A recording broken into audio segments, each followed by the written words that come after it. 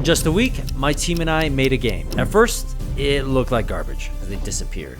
Did you see that? But as the week went by, it started to evolve, becoming something that was actually pretty fun.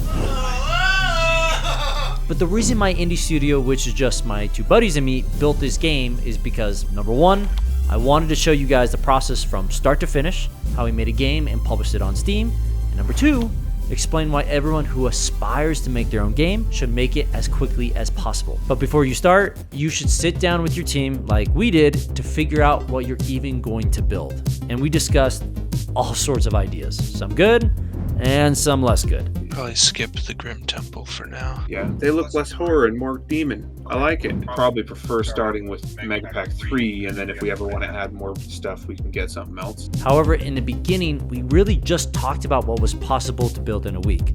Could we build a multiplayer game? Nope, too time consuming. How about a visual novel? Not a chance. We all suck at drawing.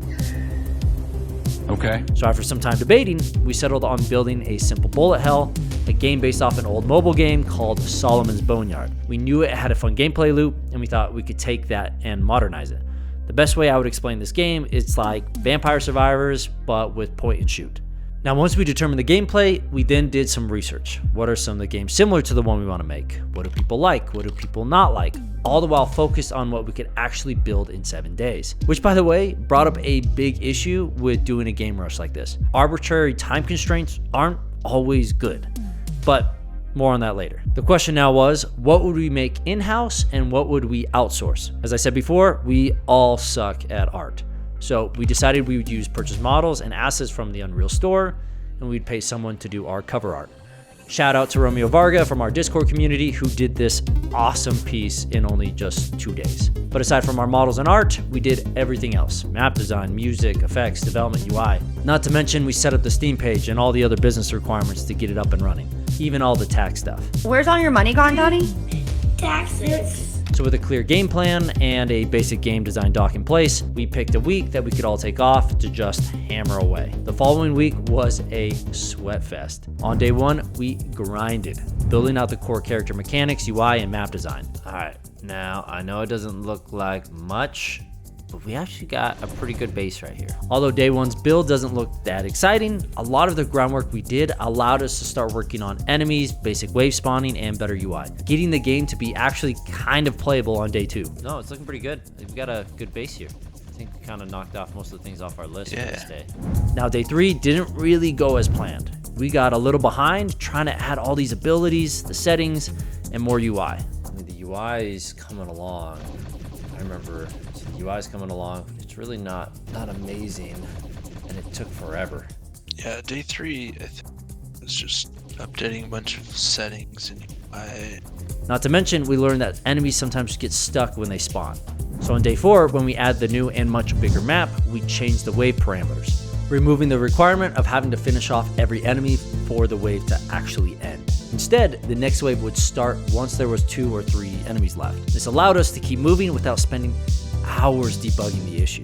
With day 5 on the horizon, we were feeling a little burnt, but we kept going and we added more enemies, death effects, animations, enemy staggering, and some power-up effects. We also added an invulnerability on our test menu so we could finally test the game without having to play it perfectly. So you finally added invulnerability. Yes.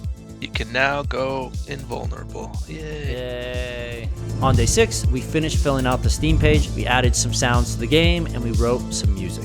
On top of that, we improved pathing, added more talents, added a hit screen, fixed the bullet lineup, and optimized the game by restricting enemies to 50 at a time. Gets a little laggy once all the people have spawned. We got wild frame drops before we added that restriction.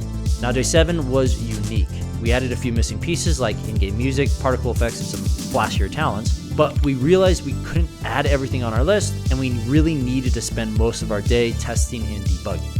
So after way too many hours trying to fix all sorts of bugs, including an Unreal Engine 5 navigation bug that Epic definitely needs to look into, come on! We called it a day and finished the game. Is this done? We done? Yep, that's all done. Well, out of time, but done enough. Woohoo! We're done! Yay. I'm going to bed. So the week was done, and this was the final version of Stranded Shootout.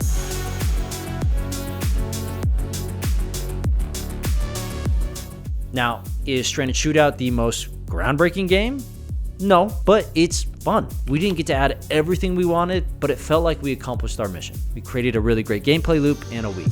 The content is lacking for sure, but that wasn't the point of the project. We set out to create a fun gameplay loop that we could build upon, something that had potential and something that we could test. So we did just that. We started testing with family and friends, getting 20 to 30 people close to us to try out the game. And overall, the feedback was positive. But getting feedback from people that care about you is usually not the best, because you're probably gonna have some bias.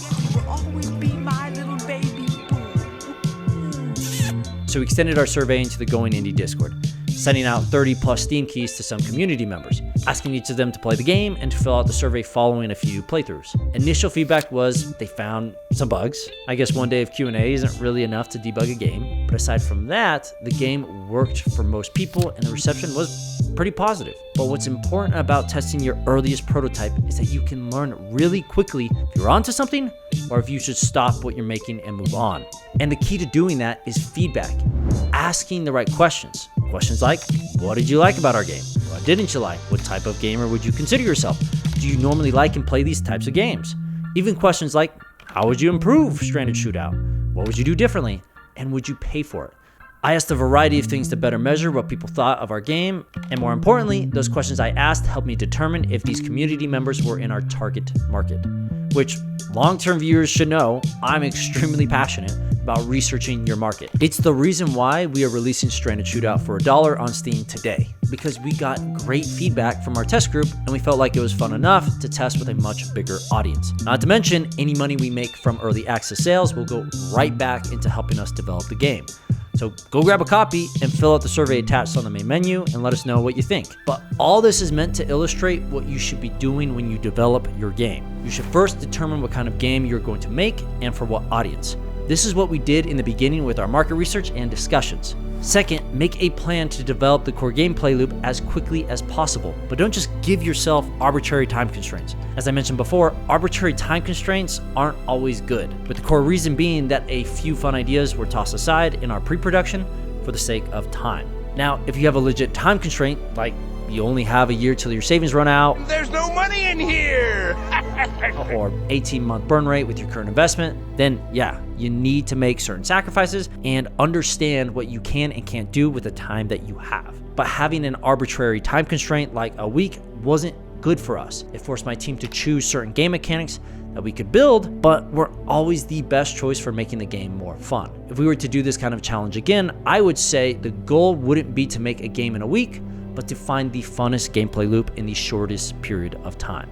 Lesson learned. Third, test the game and get feedback. See who likes it, who doesn't, and why, like what we just talked about. Lastly, and most important, publish and sell your game. Don't just give it away, unless you're doing some kind of free-to-play model, and that's a different thing. But this is critical for validation. Anyone can like something if it's free, but if people pull out their credit cards, buy your game, and then like it, that means you're onto something. If you don't believe your game is worth something, then players will think the same. If you have made something that's great, even if it's small, sell it. That being said, be honest with your audience and with yourself. If you're selling an early access game and you make promises to work on it, you better finish it. Don't be sleazy. I know many of you hear me say sell your early prototypes and red flags just start going off in your head. Too many people have done exactly what I'm saying, but instead of finishing their game, they take the money and run. AAA studios have also been doing this lately, pushing out half-baked games with the intent of getting a quick buck and maybe finishing it later if it works out. I may have a video or two on this. So this type of behavior has definitely damaged players' trust, but you as an indie developer are different. You're not like AAA studios. They have money, brand, and experience. They shouldn't be putting out half-assed games. You, however, need to learn as early as possible if you are on the right track with your game. And selling it on Steam is a great way to do that. It isn't the only way to get true validation, but it's the simplest. There are other pathways like crowdfunding, game competitions, and conferences. These are all great options to start validating your project more seriously, to see if people actually care about what you are making. Which brings me back to Stranded Shootout. We will be adding more enemies and more loadouts, but only if we think we've nailed the gameplay loop. If many of you buy the game and tell us, this isn't fun, we need to make some changes to the core gameplay before adding more content. Do I think Stranded Shootout is fun right now? Yeah, I do. As you saw, we did a bunch of testing before we launched the game on Steam, and the feedback was positive. Now, do I think it's worth more than $1? No. but I do think it's worth $1. And I think another month or two of work, it could be worth more. But the reason I am so adamant about developers selling a simple game is because usually most developers never even finish their first project. They spend years struggling to be perfect, and then they burn out and never achieve their goal of publishing a game. Even worse, they make their game, publish it, and it sells poorly because they didn't test it with players, and now they become one of the 3 out of 4 developers on Steam, jaded by their experience and too depressed to make another one. You need to realize that people care about the projects you are working on. They don't just care because there's a human behind the project. They care because you probably made something fun, or in all honesty, if it sucks and they tell you it sucks, it's because they want you to make something better. There's one takeaway from all of this. Make something simple and get it out there. Go through the process from start to finish like we did with Stranded Shootout. It only took us a week and it will probably take you a little longer, but that's fine.